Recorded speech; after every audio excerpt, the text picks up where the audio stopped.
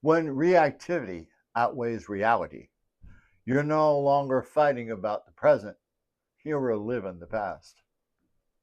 One of the hardest parts of conflict is knowing whether our reaction actually matches the reality of the situation or whether it's being fueled by old wounds. This is where many couples get lost. They mistake a trigger for truth. In the heat of an argument, emotions blur perspective. Our nervous system floods with signals that scream danger. Yet, if we pause and check in with our body, creating even a small gap between the trigger and response, something powerful becomes possible. We can ask, does the intensity of my reactivity actually reflect the reality of this moment? I teach couples to use what I call the actuality scales.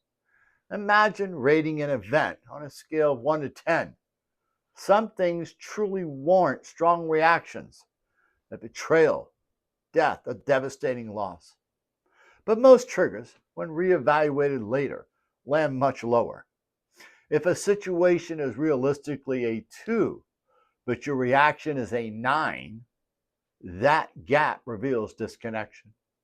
You're no longer reacting to the present, you're reacting to the past. Joan and Tom learned this firsthand. After a blow up at Joan's holiday party, they later revisited the conflict using neurological intelligence tools by asking themselves the challenge question: what would I have to believe in order to feel the way I felt?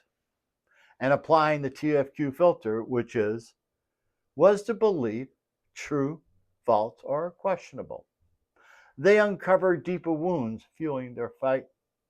With compassion, they began to replace reactivity with understanding. This practice isn't about minimizing pain, it's about perspective. Most of the time, our conflicts don't deserve the catastrophic weight we place on them.